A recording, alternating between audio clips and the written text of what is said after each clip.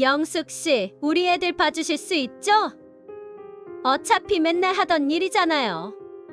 며느리가 제 이름을 그렇게 불렀을 땐 피가 거꾸로 솟는 것 같았습니다.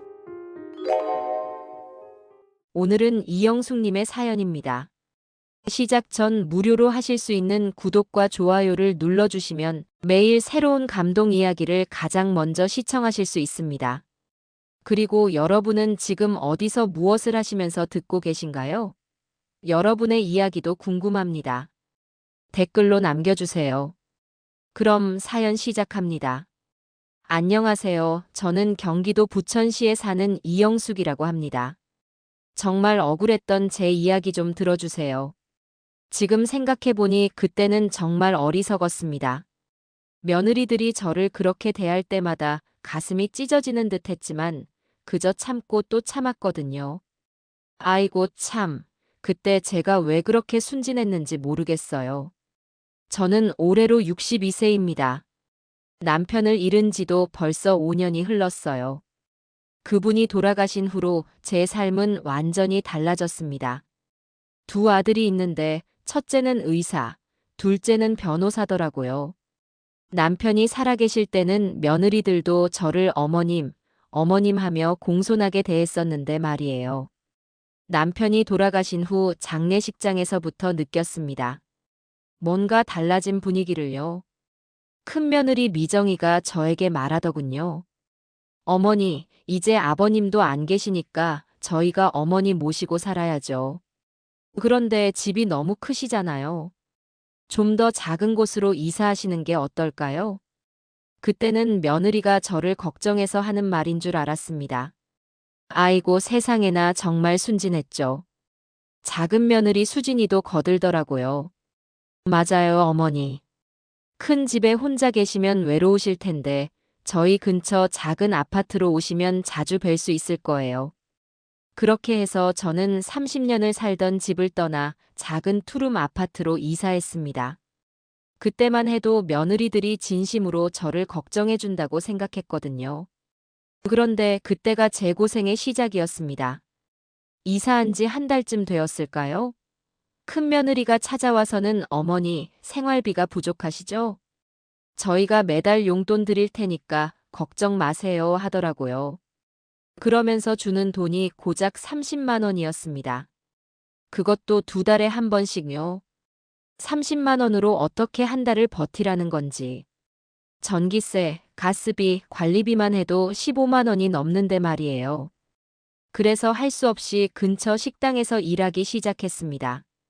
하루 6시간씩 주방에서 설거지하고 홀 청소하고요. 여러분께서도 아시겠지만 62세 나이에 식당 일이 얼마나 힘든지 모르겠어요. 기름때 묻은 접시들을 하루 종일 닦고 있으면 손가락이 퉁퉁 부어서 구부리기도 힘들었습니다. 그래도 제가 벌어야 살 수 있으니까 참고 했던 거죠. 그런데 며느리들은 제가 일하는 것도 마음에 안 들어 하더라고요. 어머니, 왜 굳이 일을 하세요? 저희가 용돈 드리는데. 라고 하면서도 용돈은 늘려주지 않았어요. 오히려 어머니가 일해서 돈을 버니까 용돈이 필요 없겠네요 하면서 아예 끊어버리겠다고 하더군요. 그러고 보니 그때부터였나요? 며느리들이 저를 대하는 태도가 노골적으로 달라지기 시작한 게 말이에요. 예전에는 그래도 겉으로라도 존댓말을 했는데 이제는 반말을 하기 시작했어요. 영숙 씨, 오늘 우리 집 청소 좀 해주세요. 영숙 씨, 아이들 봐주실 수 있죠? 처음에는 귀를 의심했습니다. 시어머니한테 영숙 씨라니. 할 말이 없었습니다. 그때 말이지요, 남편과 처음 만났을 때가 생각났습니다. 1978년이었나요? 저는 22살이었고 남편은 26이었어요. 그때는 참 좋은 시절이었답니다. 남편 영철이는 작은 부동산 중개업소를 운영하고 있었어요. 영수가 나랑 결혼하면 평생 고생 안 시킬게. 내가 꼭 성공해서 너를 행복하게 해줄 거야. 그 말을 믿고 결혼했는데 정말 그 약속을 지켜줬답니다. 신혼 초에는 단칸방에서 살았어요. 남편이 새벽 5시에 일어나서 부동산 정보를 찾아다니고 저는 집에서 부업으로 포장 일을 했죠. 그렇게 모은 돈으로 하나둘씩 부동산을 사기 시작했어요. 영수가 이 땅이 나중에 개발된다고 하네. 우리가 지금 사두면 몇 년 후에는 값이 몇 배로 오를 거야. 남편의 안목은 정말 대단했어요. 1980년대 초반 지금의 강남 일대가 개발되기 전에 미리 땅을 사두었거든요. 그러고 보니 그때가 정말 행복했던 것 같아요. 비록 돈은 없었지만 둘이서 미래를 그려가며 살았던 시절 말이에요. 남편이 밤늦게 들어와도 제가 끓여둔 된장찌개 한 그릇에 세상에서 가장 맛있다며 좋아했던 모습이 지금도 눈에 선해요. 첫째 명수가 태어나고 3년 후에 둘째 준수까지. 아이들이 태어날 때마다 남편은 영수가 우리 애들 절대 남부럽지 않게 키우자. 좋은 교육시키고 좋은 환경에서 살게 해주자고 다짐하더라고요. 그 다짐을 지키기 위해 남편은 정말 열심히 일했어요. 1985년경부터는 부동산 사업이 본격적으로 잘 되기 시작했어요. 강남 개발과 함께 저희가 미리 사둔 땅들의 값이 치솟았거든요. 그때부터 하나둘씩 건물도 짓기 시작했고요. 영수가 이제 우리도 좀 살만해졌네. 남편이 그렇게 말할 때 저는 정말 자랑스러웠어요. 아무것도 없던 저희가 이렇게까지 일궈낸 게 기적 같았거든요. 아이들도 남부럽지 않게 키웠어요. 명수는 의대에, 준수는 법대에 보냈죠. 등록금도 아낌없이 댔고 유학 비용까지. 정말 아이들한테는 최선을 다했어요. 그때는 아이들이 저희 부모를 정말 존경하고 사랑해주는 줄 알았거든요.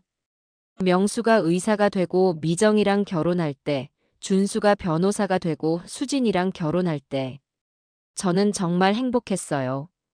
며느리들도 처음에는 어머님 덕분에 남편이 이렇게 훌륭하게 자랐어요라며 고마워했거든요. 그런데 지금 생각해보니 그때부터 이미 조짐이 있었나 봐요. 명수 결혼할 때 미정이 어머니가 저한테 슬쩍 물어보더라고요. 사돈어른 영철 씨가 부동산을 많이 가지고 계시다면서요? 나중에 아이들한테 어느 정도 물려주실 생각이세요? 그때는 그냥 시집살이 걱정하는 딸 어머니의 마음인 줄 알았어요. 아이고 사돈 걱정 마세요. 우리 명수한테는 절대 부족함 없이 해줄 거예요. 그렇게 대답했던 기억이 나네요. 준수 결혼할 때도 마찬가지였어요. 수진이네 집에서도 사돈어른 재산이 상당하시다는데 나중에 상속 계획은 어떻게 되시나요? 라고 물어보더라고요. 그때 남편이 웃으면서 말했어요. 아이고, 무슨 상속 걱정을 벌써부터 하십니까? 저희 부부가 건강하게 오래오래 살면서 아이들 뒷바라지 해주는 게 먼저죠. 지금 와서 생각해보니 그 말이 며느리들 마음에 들지 않았나 봐요. 결혼 초기에는 그래도 괜찮았어요. 며느리들도 나름 저희를 잘 모셔줬고 명절 때마다 가족이 모여 화목하게 지냈거든요. 손자, 손녀들도 태어나고. 그때만 해도 저는 세상에서 가장 행복한 할머니라고 생각했어요. 하지만 남편이 아프기 시작하면서 분위기가 달라졌어요. 2017년에 남편이 췌장암 진단을 받았거든요. 그때부터 며느리들 태도가 조금씩 변하기 시작했어요. 아버님, 혹시 유언장 같은 거 미리 준비해 두시는 게 어떨까요? 아버님 명의로 된 부동산들이 많은데 나중에 상속세 문제도 있고. 이런 말들을 자꾸 하더라고요. 남편은 끝까지 버텼어요. 2년 동안 투병하면서도 영수가 내가 죽어도 너는 절대 굶지 않을 거야. 내가 다 준비해뒀어라고 말해줬거든요. 그런데 그 준비가 뭔지는 끝까지 자세히 말해주지 않았어요. 남편이 돌아가신 후에야 알았어요. 모든 부동산이 제 명의로 되어 있다는 걸요. 아이들은 물론이고 며느리들도 그 사실을 몰랐던 거예요. 남편이 아들들한테는 엄마가 다 관리하고 계시니까 엄마한테 물어봐라고만 했었거든요. 그래서 며느리들이 처음에는 저를 함부로 대하지 못했나 봐요. 제가 얼마나 가지고 있는지 몰랐으니까 말이에요. 하지만 시간이 지나면서 점점 대담해지더라고요. 정말 그러고 보니 며느리들의 본격적인 학대는 제가 식당에서 일하기 시작한 후부터였어요. 처음에는 그저 말투가 바뀌는 정도였는데 점점 더 심해지더라고요. 어느 날이었나요? 큰며느리 미정이가 갑자기 찾아와서는 영숙 씨, 우리 집 대청소 좀 해주세요. 손님들이 오는데 청소 아줌마가 갑자기 못 온다고 하네요 라고 하더군요. 그때 제가 얼마나 당황했는지 몰라요. 미정아, 그게 무슨 말이니? 내가 너희 집 청소를 하고 말하려는데 미정이가 버럭 소리를 지르더라고요. 영숙 씨도 식당에서 청소 일 하시잖아요. 똑같은 일인데 뭐가 다르다고 그래요? 아이고 참, 그 순간 가슴이 철렁 내려앉았어요. 며느리가 시어머니한테 어떻게 그런 말을 할 수 있는지. 그런데 더 충격적인 건 아들 명수의 반응이었어요. 제가 전화로 하소연했더니 엄마 미정이 말이 틀린 건 아니잖아요. 엄마도 밖에서 일하시는데 우리 집 일 좀 도와주시면 안 돼요?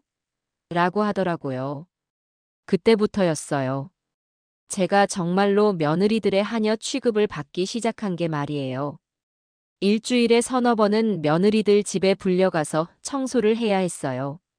화장실 청소, 걸레질, 설거지까지. 식당에서 6시간 일하고 와서 또 며느리 집 가서 일해야 했거든요. 그런데 그것도 모자라서 아이들까지 맡기더라고요. 영숙 씨, 오늘 학원 픽업 좀 부탁드려요. 저희는 약속이 있어서요. 손자 손녀들이야 예쁘지만 제가 식당 일 끝나고 피곤한 몸으로 아이들까지 돌봐야 한다는 게 얼마나 힘든지. 더 가슴 아픈 건 손자 손녀들도 저를 이상하게 보기 시작했다는 거예요. 할머니는 왜 맨날 일만 해요? 다른 할머니들은 안 그러는데. 10살짜리 손녀 지은이가 그렇게 말할 때 제 마음이 얼마나 아팠는지 모르겠어요. 그래도 제일 참기 힘들었던 건 며느리들이 저를 무시하는 태도였어요. 가족 모임이 있을 때면 저만 빼고 이야기하거나 제 의견은 아예 묻지도 않더라고요. 작년 추석 때였나요? 가족들이 모여서 여행 계획을 세우는데 저만 쏙 빼놓고 이야기하더라고요. 우리끼리 제주도 가면 어떨까요? 좋네요. 아이들도 좋아할 거예요. 그러면서 저한테는 영숙 씨는 집 지키고 계세요. 여행 가면 피곤하시잖아요 라고 하더군요. 여러분께서도 아시겠지만 가족 여행에서 할머니만 빼놓는다는 게 말이 되나요? 그런데 아들들도 아무 말 안 하더라고요. 그냥 엄마가 편한 게 좋겠다면서 넘어가 버리더군요. 그때부터 저는 정말 외로웠어요. 세상에서 제일 가까워야 할 가족들이 저를 이방인 취급하니까요. 밤마다 혼자 앉아서 울었어요. 내가 뭘 잘못했을까? 왜 이렇게 대하는 걸까? 더 심해진 건 올해 들어서였어요. 미정이가 대놓고 돈 이야기를 꺼내기 시작했거든요. 영숙 씨, 아버님이 남겨주신 재산이 얼마나 되는지 알려주시면 안 돼요? 저희도 계획을 세워야죠. 미정아, 그런 건 왜 알아야 하니? 하고 물어봤더니 저희도 앞으로 생활 계획을 세워야 하잖아요. 아이들 교육비도 많이 들고 집도 좀 더 큰 곳으로 이사하고 싶고. 이런 식으로 대답하더라고요. 작은 며느리 수진이는 더 노골적이었어요. 어머니, 솔직히 말씀드리면 저희 집도 전세금이 부족해서요. 혹시 조금만 도와주실 수 있을까요? 그러면서 5천만 원을 달라고 하더군요. 제가 그런 큰 돈을 갑자기 어떻게 하니까 수진이가 버럭 화를 내더라고요. 어머니, 저희가 어머니 모시는 것도 쉬운 일이 아니에요. 매달 용돈도 드리고 명절 때마다 챙겨드리고 그 정도는 해주셔야 하는 거 아니에요? 그 순간 정말 기가 막혔어요. 매달 30만 원 주는 게 용돈이라고? 명절 때 가져오는 선물이라는 게 마트에서 산 과일 한 박스가 전부인데 말이에요. 그런데 더 충격적인 일이 기다리고 있었어요. 얼마 전에 우연히 며느리들이 통화하는 걸 들었거든요. 제가 화장실에 가려고 복도에 나왔는데 미정이가 수진이랑 전화 통화를 하고 있더라고요. 수진아, 영숙 씨가 도대체 얼마나 가지고 있는 것 같아? 맨날 식당에서 일한다고 하면서 돈 없는 척 하는데. 글쎄, 아버님이 부동산을 꽤 많이 가지고 계셨잖아. 분명히 많이 있을 거야. 그러게 말이야. 우리가 이렇게 고생하면서 모시고 있는데 뭔가 보상이 있어야 하는 거 아니야? 맞아, 언니. 차라리 요양원에 보내는 게 나을 것 같아. 거기서 지내시면서 우리는 재산 관리나 제대로 하고. 그 말을 듣는 순간 온몸에 소름이 돋았어요. 며느리들이 저를 요양원에 보내려고 계획하고 있었던 거예요. 그것도 제 재산을 관리하기 위해서 말이에요. 저는 그날 밤 잠을 이룰 수 없었어요. 손발이 덜덜 떨렸고 가슴이 쿵쾅쾅거렸어요. 이제 정말 위험해졌다는 생각에 저는 결심했습니다. 이상하게도 그때부터 제 마음속에 묘한 생각이 들기 시작했어요. 과연 얘들이 나를 어디까지 몰아붙일까? 하는 호기심 같은 것 말이에요. 물론 섭섭하고 화가 나기도 했지만 한편으로는 며느리들의 진짜 속마음을 끝까지 보고 싶다는 생각도 들었거든요. 그래서 저는 계속 가난한 척 연기를 했어요. 식당에서 일하는 것도 그만두지 않았고 며느리들이 시키는 일도 묵묵히 해냈어요. 하지만 동시에 제가 몰래 하고 있던 일들이 있었답니다.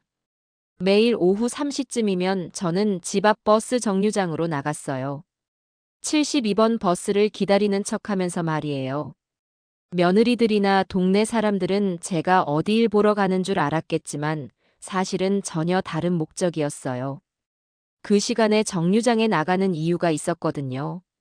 바로 제가 소유한 상가 건물들을 확인하기 위해서였어요.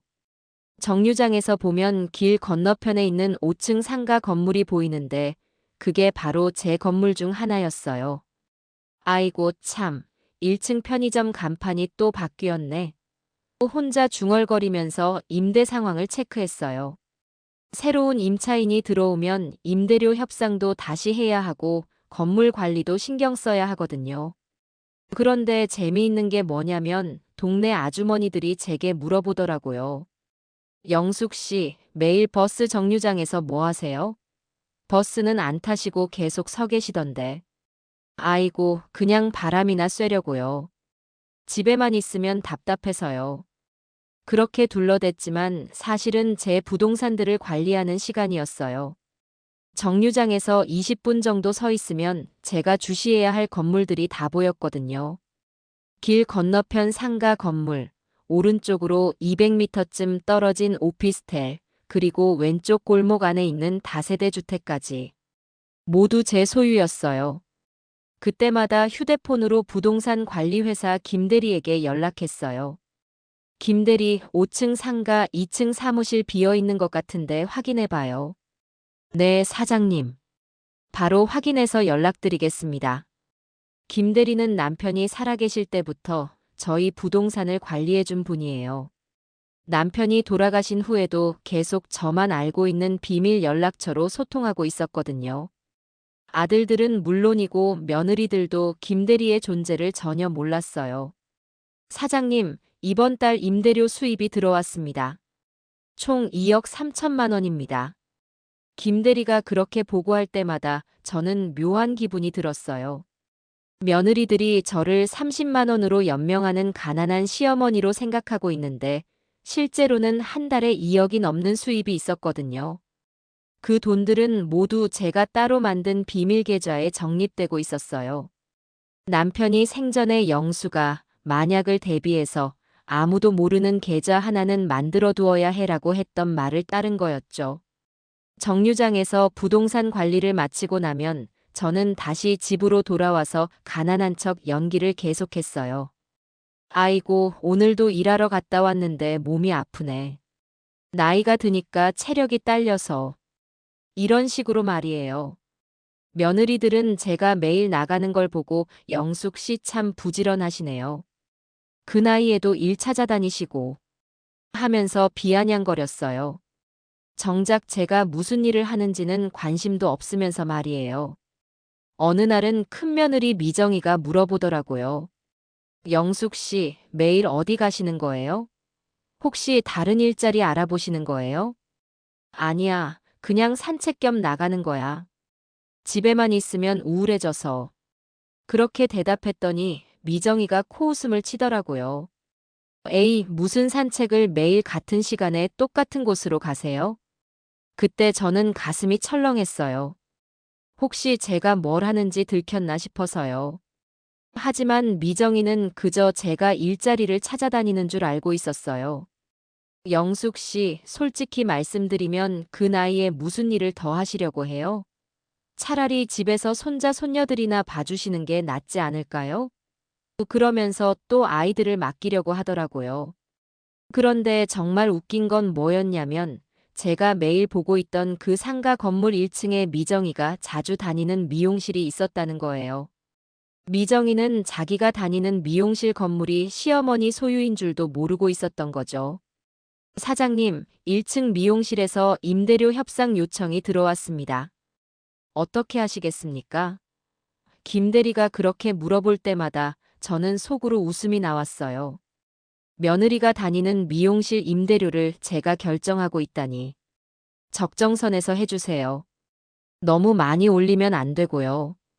그렇게 답하면서도 한편으로는 씁쓸한 마음이 들었어요. 제가 이렇게 몰래 할 일이 뭔가 싶어서요. 하지만 며느리들의 태도를 보면 아직은 때가 아니라는 생각이 들었어요. 과연 얘들이 어디까지 갈지, 정말로 저를 요양원에 보내려고 할지. 끝까지 지켜보고 싶었거든요. 며느리들의 본격적인 공격은 지난달부터 시작되었어요. 그때까지만 해도 저는 그저 며느리들이 돈에 욕심이 좀 있는 정도로만 생각했거든요. 하지만 제가 너무 순진했나 봐요. 어느 날 저녁이었어요. 식당 일을 마치고 집에 돌아왔는데 현관문 앞에서 이상한 냄새가 나더라고요. 가스 냄새 같기도 하고. 급히 문을 열고 들어가니까 정말 가스 냄새가 진동을 하고 있었어요. 어머, 이게 뭐야? 부엌으로 달려가 보니 가스레인지 밸브가 열려 있었어요.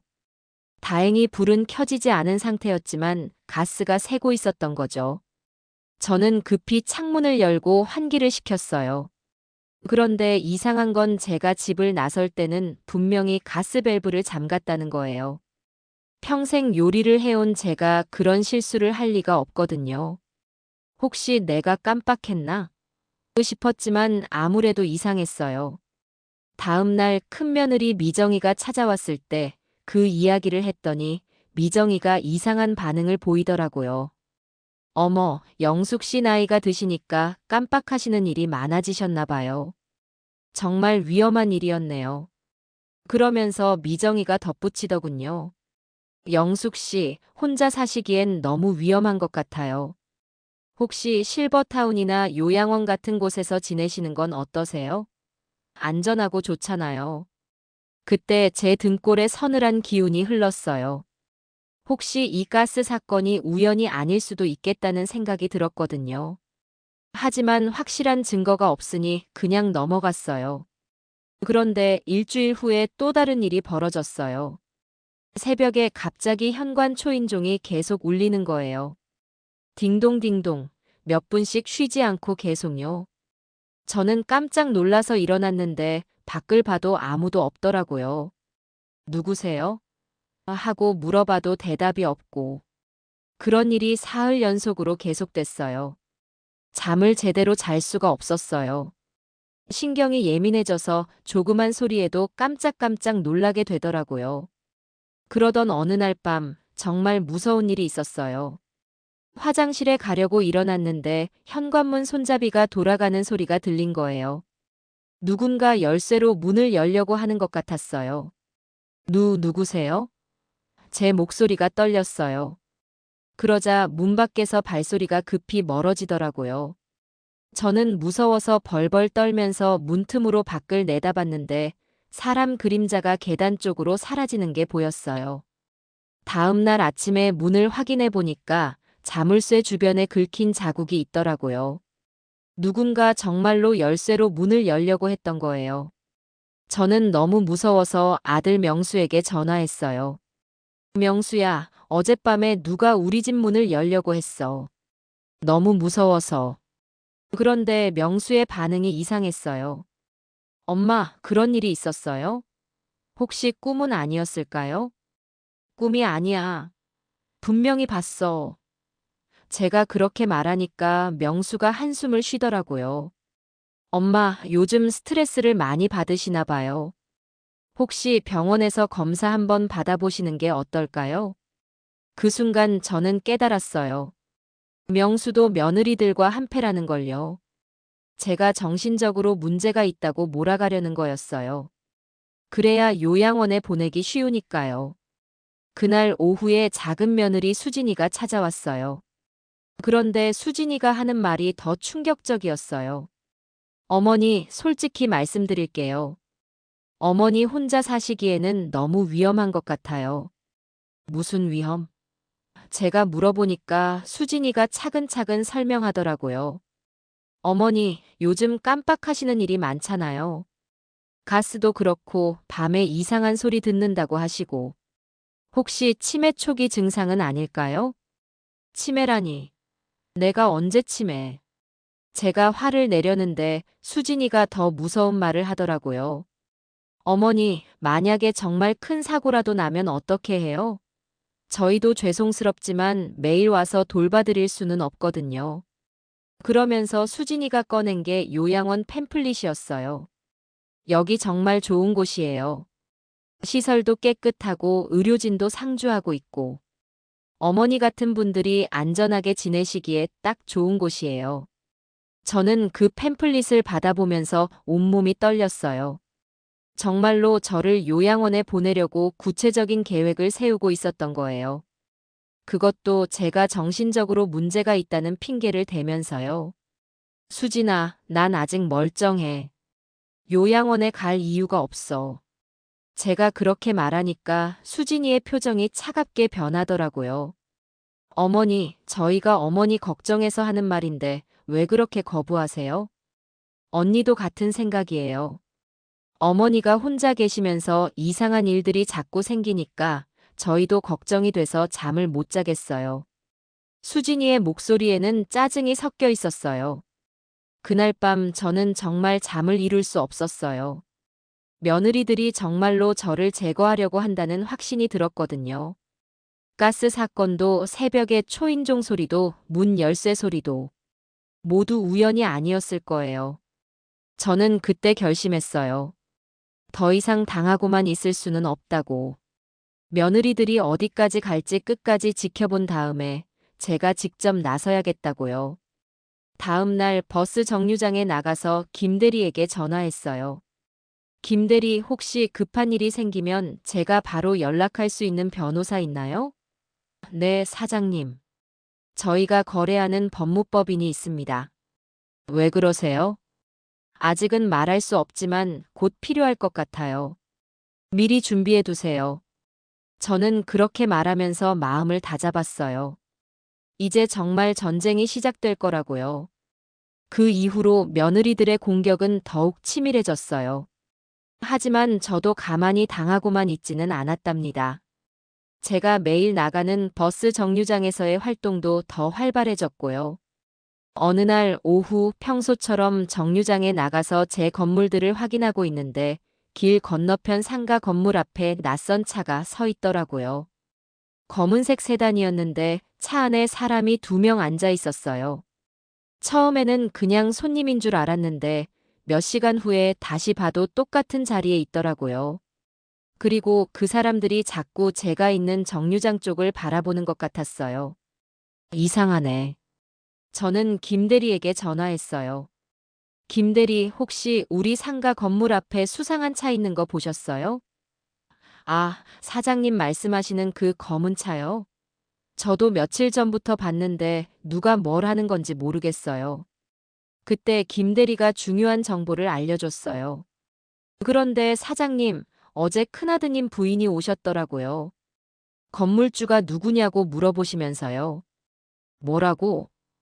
제 심장이 쿵쾅거렸어요. 네, 1층 미용실 사장님한테 건물주 연락처를 알려달라고 하시더라고요. 다행히 미용실 사장님이 개인정보라서 알려줄 수 없다고 하셨는데. 김대리의 말에 저는 등골이 오싹해졌어요. 미정이가 제 건물의 소유주를 알아내려고 하고 있었던 거예요. 혹시 제가 재산을 숨기고 있다는 걸 눈치챈 걸까요? 그날 저녁 집에 돌아와서 곰곰 생각해 보니 며느리들의 행동에 변화가 있었어요. 예전에는 그냥 저를 무시하고 부려먹기만 했는데 요즘에는 뭔가 제 일거수일투족을 감시하는 것 같았거든요. 영숙 씨, 오늘도 나가셨네요? 어디 가셨어요? 영숙 씨, 요즘 매일 같은 시간에 나가시는데 무슨 일 있으세요? 이런 식으로 자꾸 물어보더라고요. 더 수상한 건 준수까지 나서기 시작했다는 거예요. 둘째 아들 준수는 평소에 제게 별로 관심이 없었거든요. 그런데 갑자기 저에게 전화를 해서 엄마 요즘 어떻게 지내세요? 건강은 괜찮으시고요? 하면서 안부를 묻더라고요. 준수야, 갑자기 웬일이니? 제가 물어보니까, 그냥 엄마 안부가 궁금해서요. 그런데 엄마 요즘 매일 어디 나가신다면서요? 역시나 제 행동을 캐묻더라고요. 그때 저는 확신했어요. 며느리들이 제가 뭔가 숨기고 있다는 걸 의심하기 시작했다는 걸요. 그래서 저를 감시하고 있는 거였어요. 며칠 후에는 더 노골적인 일이 벌어졌어요. 제가 평소처럼 정류장에 나가 있는데 갑자기 미정이가 나타난 거예요. 어머, 영숙 씨, 여기서 뭐 하세요? 저는 깜짝 놀랐지만 태연하게 대답했어요. 미정아. 그냥 산책 겸 나왔어.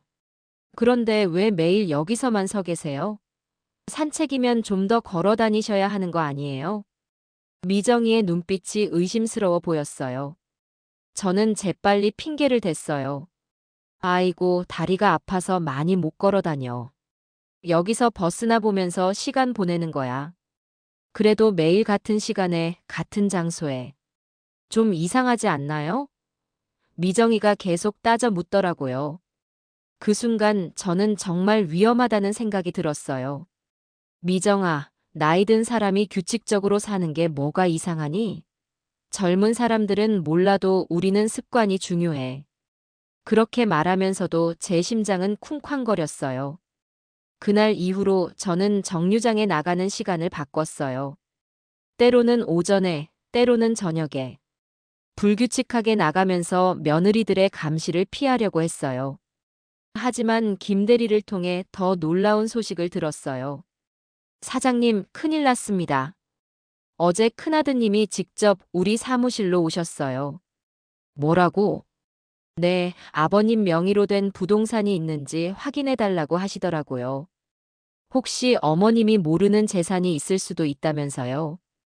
김대리의 말에 저는 온몸에 식은땀이 흘렀어요. 그래서 뭐라고 했어요? 당연히 그런 건 없다고 했죠. 저희가 관리하는 부동산은 모두 사장님 명의라고요. 하지만 큰아드님이 자꾸 의심스러워 하시더라고요. 명수까지 나서서 제 재산을 캐내려고 하고 있었던 거예요. 이제 정말 위험해졌다는 생각이 들었어요. 그날 밤 저는 중요한 결정을 내렸어요. 김대리에게 전화해서 김대리 변호사 연락처 주세요. 이제 정말 필요할 것 같아요. 네, 사장님. 박 변호사님 연락처 문자로 보내드릴게요. 그런데 무슨 일이세요? 곧 알게 될 거예요. 아마 며칠 안에 큰일이 벌어질 것 같아요. 저는 박 변호사에게 전화해서 급히 만날 약속을 잡았어요. 며느리들이 본격적으로 움직이기 전에 제가 먼저 준비를 해야 했거든요. 다음 날 박 변호사를 만났을 때 저는 지금까지의 상황을 모두 설명했어요. 며느리들의 학대, 요양원에 보내려는 계획, 그리고 제 재산을 노리고 있다는 것까지요. 이영숙 사장님, 정말 심각한 상황이네요. 하지만 걱정하지 마세요. 저희가 완벽하게 준비해드리겠습니다. 박 변호사의 말에 저는 조금 안심이 되었어요. 며느리들이 다음에 어떤 수를 쓸지 모르지만 저희가 모든 증거를 수집하고 있겠습니다. 사장님은 평소처럼 행동하시되 위험하다고 느끼시면 즉시 연락 주세요. 저는 그날 집에 돌아오면서 마음을 다잡았어요. 이제 정말 마지막 승부가 시작될 거라고요. 며느리들이 어떤 수를 쓰든 저도 이제는 가만히 당하고만 있지 않을 거라고요. 그로부터 얼마 지나지 않아 결국 사달이 났습니다. 그날은 평소와 다름없이 시작되었는데 오후에 갑자기 두 며느리가 함께 찾아왔어요. 미정이와 수진이가 나란히 서 있는 모습을 보니 뭔가 심상치 않다는 생각이 들었어요. 영숙 씨, 저희가 심각한 이야기를 하러 왔어요. 미정이의 목소리가 평소보다 차갑더라고요. 앉으셔서 차근차근 들어보세요.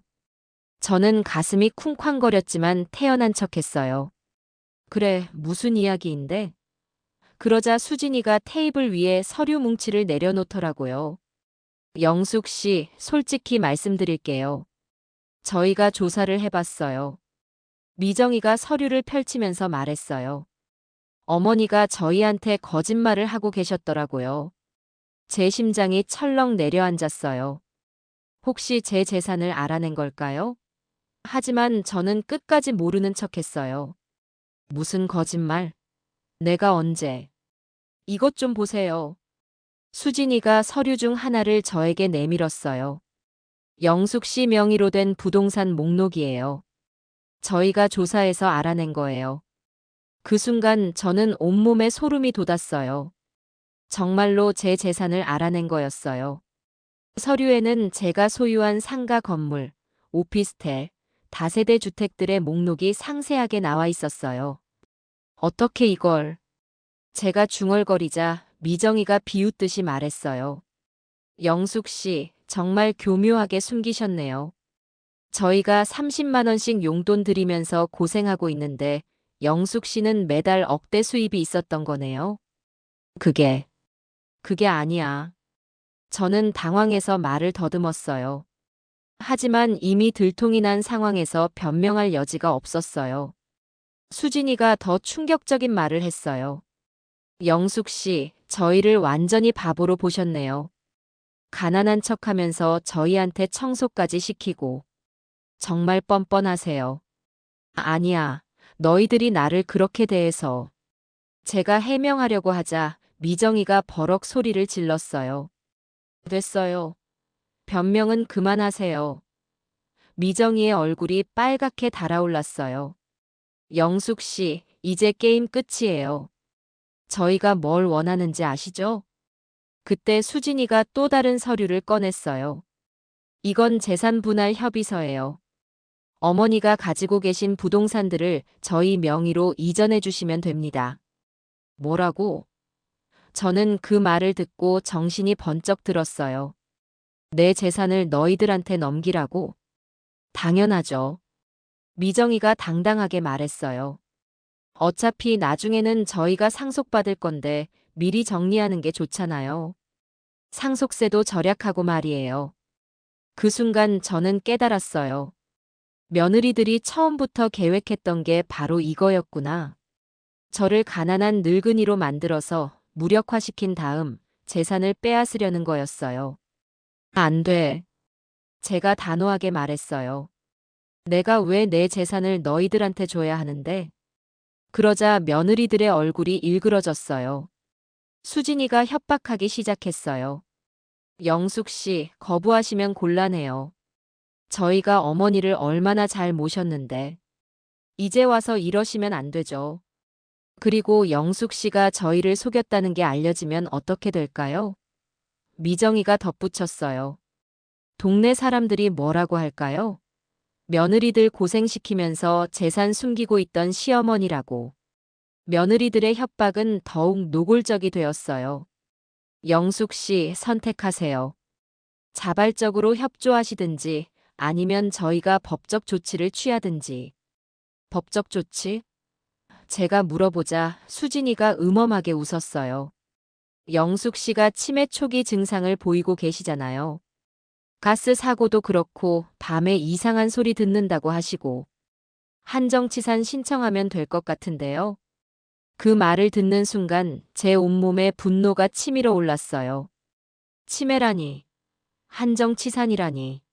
정말로 저를 무력화시켜서 재산을 빼앗으려는 거였어요. 너희들이 감히. 제가 분노로 떨리는 목소리로 말하려는데 미정이가 가방에서 뭔가를 꺼냈어요. 영숙 씨, 이것도 보세요. 미정이가 보여준 건 제가 버스 정류장에서 전화하는 모습을 촬영한 사진들이었어요. 영숙 씨가 매일 나가서 누군가와 통화하는 거 다 찍어뒀어요. 혹시 탈세라도 하고 계신 건 아니죠? 이렇게 많은 재산이 있으면서 세금 신고는 제대로 하셨나요? 수진이의 말에 저는 또 한 번 충격을 받았어요. 세금은 다 냈어. 제가 외쳤지만 며느리들은 들은 척도 하지 않았어요. 영숙 씨, 마지막으로 한 번 더 말씀드릴게요. 미정이가 차갑게 말했어요. 재산 이전 동의서에 서명하세요. 안 그러면 저희도 어쩔 수 없이 강제적인 방법을 써야 해요. 그때였어요. 현관문이 열리는 소리가 들렸어요. 며느리들도 저도 깜짝 놀라서 문 쪽을 봤는데 정장을 입은 남자 2명이 들어오고 있었어요. 안녕하세요. 박 변호사 법무법인에서 나왔습니다. 그중 한 명이 명함을 내밀며 말했어요. 이영숙 사장님께서 저희를 부르셨습니다. 며느리들의 얼굴이 창백하게 질렸어요. 변호사요? 미정이가 말을 더듬었어요. 그때 제가 일어서면서 말했어요. 미정아, 수진아. 이제 진짜 게임이 시작이야. 박 변호사가 가방에서 서류를 꺼내면서 말했어요. 이영숙 사장님의 모든 재산은 적법하게 신고되었고 세금도 완납된 상태입니다. 그리고 방금 전 여러분들의 대화는 모두 녹음되었습니다. 녹음? 수진이가 놀란 목소리로 외쳤어요. 네, 협박과 강요, 그리고 재산 편취 시도까지. 모든 게 증거로 남았습니다. 박 변호사의 말에 며느리들은 완전히 당황했어요. 저는 그때 처음으로 며느리들을 내려다보며 말했어요. 너희들이 30년 동안 나를 어떻게 대했는지 이제 세상이 알게 될 거야. 그날 이후 모든 것이 달라졌어요. 박 변호사는 정말 능력이 뛰어난 분이었어요. 며느리들의 협박과 강요, 재산 편취 시도는 물론이고 지난 몇 달간의 정신적 학대까지 모든 증거를 완벽하게 정리해 주셨거든요. 이영숙 사장님, 이제 걱정하지 마세요. 법적으로 모든 문제가 해결될 겁니다. 박 변호사의 말에 저는 정말 안심이 되었어요.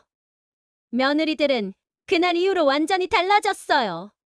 처음에는 억지를 부리며 어머니가 저희를 함정에 빠뜨렸다고 주장했지만 녹음 파일과 각종 증거들 앞에서는 할 말이 없더라고요. 특히 미정이는 제게 무릎까지 꿇으며 빌었어요. 어머니, 제가 잘못했어요. 용서해 주세요. 제발 고소는 취하해 주세요. 그 모습을 보니 한편으로는 측은하기도 했지만 지금까지 저를 어떻게 대했는지 생각하니 마음이 쉽게 누그러지지 않더라고요. 수진이도 마찬가지였어요. 어머니, 저희가 순간 욕심에 눈이 멀었어요. 다시는 이런 일 없을게요. 예전처럼 잘해드릴게요. 하지만 이미 늦었어요. 깨진 그릇은 다시 붙일 수 없는 법이거든요. 가장 충격적이었던 건 제 아들들의 반응이었어요.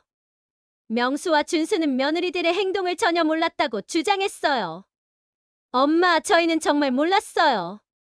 미정이와 수진이가 혼자 한 일이에요. 하지만 저는 알고 있었어요.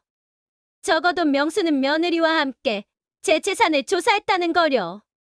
김 대리에게서 들었으니까요. 명수야, 내가 부동산 관리 회사에 가서 아버지 명의 재산이 있는지 물어봤다면서? 그때 명수의 얼굴이 새하얗게 질렸어요. 그건 엄마를 걱정해서. 걱정이라고? 내 재산을 캐내려고 한 게 걱정이야? 결국 아들들도 며느리들과 다를 바 없었어요. 제 재산에만 관심이 있었지 정작 저라는 사람에게는 관심이 없었던 거죠. 법적 절차는 생각보다 빨리 진행되었어요. 며느리들의 협박과 강요는 명백한 범죄였고 증거도 충분했거든요. 결국 2 며느리 모두 집행유예 판결을 받았어요. 하지만 제게 더 중요한 건 법적 처벌이 아니었어요. 이제 저는 더 이상 누구에게도 속지 않을 거예요. 그리고 제 재산도 제가 원하는 대로 사용할 거예요. 가장 먼저 한 일은 아들들과의 관계를 정리하는 것이었어요. 명수야, 준수야. 엄마는 이제 너희들과 따로 살 거야. 엄마, 그게 무슨? 아들들이 당황했지만 저는 이미 결심한 일이었어요. 너희들이 원하는 건 내 재산이지. 나라는 사람이 아니잖아. 그럼 이제 그만 끝내자. 저는 새로운 곳으로 이사했어요. 강남의 고급 아파트였죠. 30년 만에 처음으로 제가 진짜 원하는 곳에서 살게 된 거예요. 그리고 제가 오랫동안 꿈꿔왔던 일들을 시작했어요. 우선 저소득층 할머니들을 위한 복지재단을 만들었어요. 따뜻한 할머니 재단이라고 이름 지었는데 저처럼 가족에게 소외받는 할머니들을 돕는 게 목적이에요. 사장님, 정말 좋은 일 하시네요. 김 대리가 그렇게 말할 때마다 저는 뿌듯했어요. 제 재산이 진짜 의미 있는 일에 쓰이고 있다는 생각이 들었거든요. 또 하나 시작한 일은 노인교육센터였어요. 저처럼 늦은 나이에도 새로운 것을 배우고 싶어하는 할머니들이 많더라고요. 컴퓨터, 영어, 요리, 운동까지. 다양한 프로그램을 만들었어요. 영숙 선생님, 정말 감사해요. 저도 이제 손자랑 카카오톡 할 수 있어요. 80세 할머니가 그렇게 기뻐할 때 저는 정말 행복했어요. 가장 보람 있는 일은 법률 상담 센터를 운영하는 거예요. 박 변호사와 함께 만든 건데 저처럼 가족에게 재산을 빼앗길 위기에 처한 노인들을 무료로 도와주는 곳이에요. 어머님들, 절대 혼자 고민하지 마세요. 여기 오시면 도움받을 수 있어요. 제가 그렇게 말씀드릴 때마다 할머니들의 눈에서 희망의 빛이 보였어요. 며느리들과 아들들은 가끔 연락해왔어요. 특히 명절 때마다 엄마, 이번에는 저희 집에 오세요라고 했지만 저는 정중히 거절했어요. 고마운데 나는 이제 내 길을 갈 거야. 어느 날 미정이가 찾아왔어요. 많이 야위어 보이더라고요. 어머니, 정말 죄송해요. 제가 너무 욕심이 많았어요. 눈물까지 흘리면서 사과하더군요. 미정아, 내가 사과하는 건 고맙지만 이미 물은 엎질러진 거야. 이제 너는 너대로, 나는 나대로 살아가자. 저는 더 이상 화나지 않았어요. 오히려 이제야 자유로워진 기분이었거든요. 수진이도 비슷했어요. 어머니, 제가 정말 바보였어요. 어머니가 얼마나 좋은 분인지 이제야 알겠어요. 하지만 깨달음이 너무 늦었어요. 지금 저는 정말 행복해요. 매일 아침 일어나면 제가 하고 싶은 일들로 가득 차 있어요. 재단 일도 보고 할머니들도 만나고 새로운 사업 계획도 세우고. 여러분께서도 아시겠지만 나이가 들어서도 새로운 시작은 얼마든지 가능해요. 62세에 저는 완전히 새로운 인생을 시작했거든요. 가끔 버스 정류장 앞을 지날 때가 있어요. 그때마다 생각해요. 그때 내가 왜 그렇게 숨어서 살았을까? 이제는 당당하게 제 차를 타고 제 건물들을 직접 관리하러 다녀요. 김 대리가 그러더라고요. 사장님, 이제야 진짜 사장님 같으세요. 맞아요. 이제야 제가 진짜 제 인생의 주인이 된 기분이에요. 얼마 전에는 동네 아주머니들이 물어보더라고요. 영숙 씨, 요즘 완전히 달라 보이세요. 무슨 좋은 일 있으세요? 네, 정말 좋은 일들이 많이 생겼어요. 저는 환하게 웃으며 대답했어요. 그런데 가장 기쁜 건 뭐냐면 제가 도운 할머니들이 하나둘씩 변화하는 모습을 보는 거예요. 처음에는 주눅 들어있던 분들이 점점 당당해지시는 걸 보면 정말 뿌듯해요. 영숙 선생님 덕분에 제가 새 인생을 살고 있어요. 이런 말씀을 들을 때마다 저는 생각해요. 아, 이래서 제가 그 고생을 했구나. 이제 저는 더 이상 버스 정류장에서 몰래 제 건물을 확인하지 않아요. 당당하게 제 사무실에서 모든 걸 관리하거든요. 그리고 더 이상 누구에게도 숨지 않아요. 제 이야기를 듣고 계신 여러분들도 기억하세요. 나이가 몇 살이든 어떤 상황에 처해 있든 새로운 시작은 언제든 가능하다는 걸요. 그리고 가족이라는 이름으로 여러분을 괴롭히는 사람들이 있다면 용기를 내서 맞서세요. 저는 이제 진짜 행복합니다. 제가 원하는 대로 살고, 제가 하고 싶은 일을 하고, 정말 저를 필요로 하는 사람들과 함께 있으니까요. 며느리들은 아직도 가끔 제게 연락해와요. 하지만 저는 이미 그들을 용서했어요. 미워하고 원망하는 건 결국 제 마음만 아프게 하니까요. 다만 다시는 그런 관계로 돌아가지는 않을 거예요. 이제 제 인생의 진짜 주인은 바로 저예요. 그리고 이 행복을 더 많은 할머니들과 나누고 싶어요. 긴 이야기 들어주셔서 감사합니다. 앞으로도 이런 사연들을 더 들려드릴 수 있도록 구독과 좋아요, 그리고 알림 설정 부탁드립니다.